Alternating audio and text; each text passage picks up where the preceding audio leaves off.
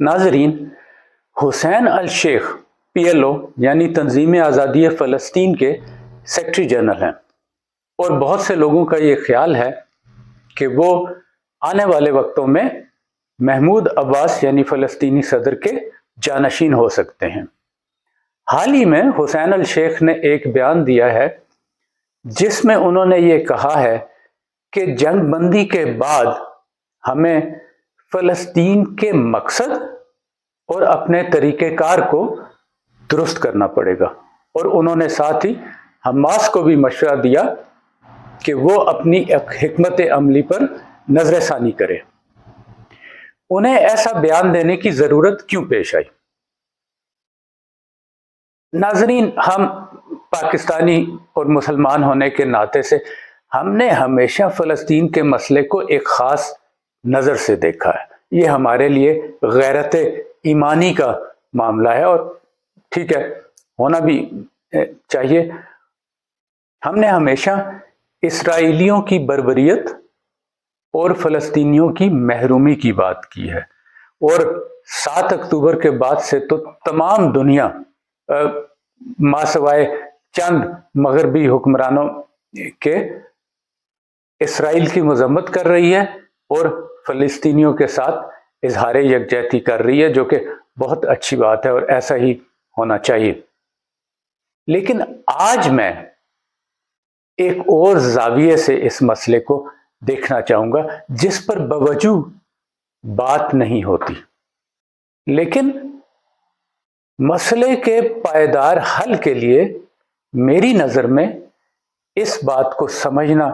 بہت ضروری ہے۔ آخر یہ نوبت یہاں تک آئی کیوں؟ اور اگر آج جنگ بندی ہو جاتی ہے تو کیا مسئلہ حل ہو جائے گا؟ اس کے لیے ضروری ہے کہ ہم جذبات سے ہٹ کر غیر جانبداری سے حالات و واقعات کا جائزہ لیں اور انہیں سمجھنے کی کوشش کریں۔ 7 اکتوبر حماس کے حملے میں 1200 کے قریب اسرائیلی مارے گئے، لیکن اس کے جواب میں اسرائیلی دہشت گردی سے اب تک 21,000 سے زائد فلسطینی شہید ہو چکے ہیں، جن میں اکثریت عورتوں اور بچوں کی ہے۔ لاکھوں فلسطینی بے گھر ہو چکے ہیں اور غزہ کا بیشتر حصہ کھنڈر بن چکا ہے۔ لیکن آج میں چاہوں گا کہ اسرائیل کی بجائے اپنے گریبان میں جھانکا جائے۔ کون کس کے ساتھ کھڑا ہے؟ کون کس کے ساتھ لڑ رہا ہے؟ بہت سے لوگوں کے لیے شاید یہ نئی بات ہو۔ سب سے پہلے ہم مسلم امہ یا عرب کے اتحاد کی بات کر لیتے ہیں، لیکن اس سے پہلے یہ ذرا حساس معاملہ ہے، اس لیے میں چاہوں گا کہ عجلت میں کوئی رائے قائم کرنے سے پہلے آپ میری اس ویڈیو کو تحمل سے اور پورا سنیں تاکہ بات سمجھ میں آ جائے۔ اس وقت جن ملکوں کے ہاتھ میں عرب کی اور شاید مسلمانوں کی قیادت ہے، انہوں نے کبھی مسلمانوں کے حق میں تلوار نہیں اٹھائی، بلکہ تاریخ گواہ ہے کہ وہ اپنے ذاتی اقتدار کی وجہ سے اکثر کفار ہی کے ساتھ کھڑے نظر آئے۔ پہلی جنگ عظیم میں ترکوں کی شکست اور سلطنت عثمانیہ کے زوال میں ان کا بڑا ہاتھ ہے۔ آپ سب کو لارنس آف عریبیا کے قصے یاد ہوں گے، آپ نے اس کی فلمیں بھی دیکھی ہوں گی۔ جب مکہ کے شریف حسین اور ان کے بیٹے فیصل نے انگریزوں کے کہنے پر ترکوں کے خلاف بغاوت کی اور جنگ میں انگریزوں کا ساتھ دیا، اس وعدے پر کہ جیتنے کے بعد عرب کی حکومت ان کے حوالے کر دی جائے گی، اور ترک ہار گئے، انگریز جیت گیا۔ لیکن انگریز نے جیتنے کے بعد عرب کے کئی ٹکڑے کر دیے، جو کہ ان کا رویہ رہا ہے۔ وہ جہاں سے بھی گئے وہ ایسی نامنصفانہ تقسیم چھوڑ گئے، ایسی دراڑیں ڈال گئے جن کی وجہ سے آج تک ان علاقوں میں کشیدگی اور بدامنی ہے، اور اسی وجہ سے بالواسطہ انگریز آج تک آدھی سے زیادہ دنیا پہ حکومت کر رہے ہیں۔ اس فارمولے پر جہاں انہوں نے عرب میں عربوں کے درمیان لکیریں کھینچی، وہیں فلسطین کے علاقے میں یہودیوں کو آباد کر کے ایک ایسے مستقل فتنے کو جنم دیا جس کی وجہ سے آج تک وہ علاقہ جو ہے کشیدگی کا شکار ہے، اور اس میں ہمارے بھائیوں کی خود غرضی اور معاونت شامل ہے۔ لمبی تفصیل کا وقت نہیں ہے، لیکن اس فتنے کی وجہ سے اس علاقے میں آج تک ایک مسلسل کشیدگی اور مزاحمت کا ماحول ہے، اور کچھ باقاعدہ جنگیں بھی ہوئیں جن کو کہا تو عرب اسرائیل جنگ جاتا ہے، لیکن اس کے اندر جو ہمارے آج کے عرب لیڈران ہیں ان میں سے کسی نے شرکت نہیں کی۔ صرف فلسطین کے ساتھ جو جغرافیائی طور پر ملحقہ ممالک ہیں، مصر، شام، اردن، لبنان، ان کی اور ایک دفعہ عراق کی فوجوں نے حصہ لیا ہے، لیکن باقی ممالک نے جو ہے اس کے اندر مسلح جدوجہد میں کوئی حصہ نہیں لیا۔ اچھا، عرب ممالک کے ساتھ ساتھ یہ دیکھنا بھی ضروری ہے کہ خود فلسطینیوں کا اس تمام دوران میں کیا کردار رہا ہے۔ جیسا کہ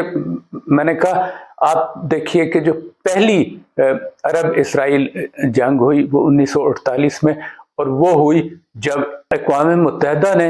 ایک انتہائی غیر منصفانہ اور بھونڈی قرارداد پاس کی اسرائیل اور فلسطین کے قیام کے حوالے سے، جسے اسرائیل نے قبول کر کے جو ہے وہ اسرائیل کے قیام کا اعلان کر دیا، لیکن عربوں نے اس کو قبول نہیں کیا، اور اس کے نتیجے میں پہلی جنگ ہوئی جس کے اندر آپ دیکھیے کہ اسرائیل کے مقابل مصر، شام، اردن اور عراق کی فوجیں جو ہیں وہ انہوں نے اس لڑائی میں شرکت کی، اور بالآخر ان کو شکست ہوئی۔ لیکن اس دوران جبکہ پڑوسی ممالک آپ کے لیے لڑ رہے تھے تو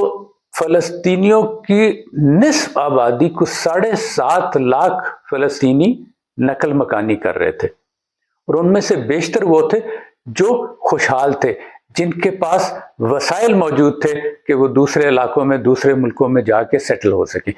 میرے خیال میں اگر اس وقت یہ فلسطینی متحد ہو کے اس جنگ کا حصہ بنتے اپنا ملک چھوڑنے کی بجائے، تو شاید حالات مختلف ہو سکتے تھے۔ اور چونکہ فلسطینی 1948 میں اس طرح منتشر ہو گئے، ان کی کوئی مرکزی قیادت نہ رہی، اس لیے وہ کافی عرصے تک کوئی منظم مزاحمت نہ کر سکے، تا وقت کہ 1964 میں عرب سربراہان کے اجلاس میں PLO کے قیام کا اعلان کیا گیا، پیلسٹائن لبریشن آرگنائزیشن، جیسے کہ میں نے پہلے کہا تنظیم آزادی فلسطین، تاکہ فلسطینیوں کو ایک جھنڈے تلے، ایک قیادت تلے مربوط اور منظم کیا جا سکے۔ PLO نے شروع میں تو بڑا مزاحمتی بیانیہ اپنایا، اسرائیل کو تسلیم کرنے سے انکار کر دیا، اقوام متحدہ کی قرارداد کو تسلیم کرنے سے انکار کر دیا، اور مسلح جدوجہد آزادی فلسطین کے لیے شروع کی، جس میں بہت سی جانوں کا نذرانہ دیا گیا۔ لیکن وقت کے ساتھ ساتھ پتہ نہیں اب یہ اس ایجنڈے کا حصہ تھا یا حالات کے ساتھ ان کے رویے میں تبدیلی آتی گئی، اور وہ مزاحمت کی بجائے مفاہمت کی طرف جانا شروع ہو گئے، اور اس کا نتیجہ یہ ہوا کہ بالآخر یاسر عرفات جو اس وقت PLO کے صدر تھے، انہوں نے امریکہ کی نگرانی میں اسرائیل کے ساتھ خفیہ مذاکرات کیے، اور 1993 میں جا کے انہوں نے نہ صرف اسرائیل کو تسلیم کیا بلکہ انہوں نے کہا کہ جو قرارداد کے مطابق ہمیں حصہ دیا گیا ہے، جو کہ بہت کم تھا، فلسطین کا صرف 42% تھا، غزہ اور مغربی کنارہ 2 ٹکڑوں کے اندر، اس میں ہم اپنی فلسطینی ریاست کے لیے تیار ہیں، اور اس مقصد کے لیے پھر ایک پیلسٹائن اتھارٹی PA کا قیام عمل میں لایا گیا، تاکہ وہ ان علاقوں کا انتظام جو ہے وہ اسرائیلی حکومت سے لے کے اور فلسطینیوں کے انتظام میں لا سکے۔ یاسر عرفات جو ہے وہ خود پیلسٹائن اتھارٹی کے صدر بن گئے، اور اس کے بعد 2004 میں جب یاسر عرفات کی وفات ہوئی تو ان کی جگہ محمود عباس کو صدر بنایا گیا، جو آج تک اس عہدے پر فائز ہیں، اور اس لیے ان کو فلسطین کا صدر بھی کہا جاتا ہے۔ اچھا، اس دوران جب لوگوں نے دیکھا فلسطینیوں نے کہ پی ایل او کا رویہ جو ہے وہ نرم ہوتا جا رہا ہے اور وہ مفاہمت کے راستے پہ چل پڑی ہے، تو بہت سے فلسطینی گروہ جو ہے اس سے ناخوش تھے، اور اس نتیجے میں ایک نئی تحریک نے جنم لیا جسے حماس کا نام دیا گیا۔ اور ظاہر ہے کہ حماس نے وہ اقوام متحدہ کی قرارداد کو اور اسرائیل کو تسلیم کرنے سے انکار کر دیا، اور اسرائیل کے خلاف ایک مسلح جدوجہد شروع کر دی جو آج تک جاری ہے۔ اچھا، اس وجہ سے جو ہے وہ حماس بہت جلد فلسطینیوں کے اندر مقبول ہو گئی، اور حماس اور پی ایل او بھی آمنے سامنے آ گئے، کیونکہ پی ایل او ایک مختلف بیانیے پہ چل رہی تھی اور حماس جو ہے اس کے بالکل اپوزٹ بیانیے کے اوپر چل رہی تھی۔ اچھا، اب ستم ظریفی دیکھیے کہ حماس جس سے آج تک جو ہے اسرائیلی لڑ رہے ہیں، اس کی تشکیل میں اسرائیل کی مکمل حمایت شامل تھی، کیونکہ اسرائیلی جانتے تھے کہ فلسطینیوں کو تقسیم کر کے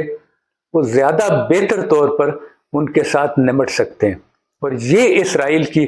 پالیسی تقسیم کی، ڈیوائڈ اینڈ رول کی کامیاب ہوئی، اور اس کے بعد فلسطینیوں نے آپس میں لڑنا شروع کر دیا۔ اور یہ وہ نقطہ ہے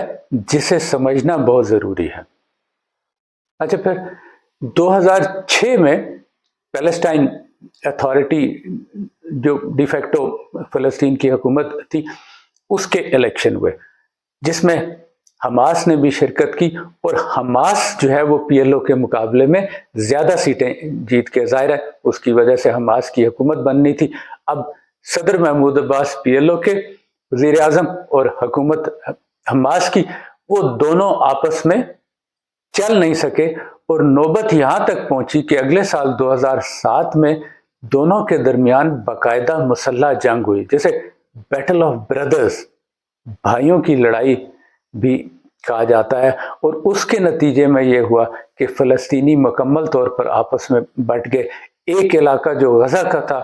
وہ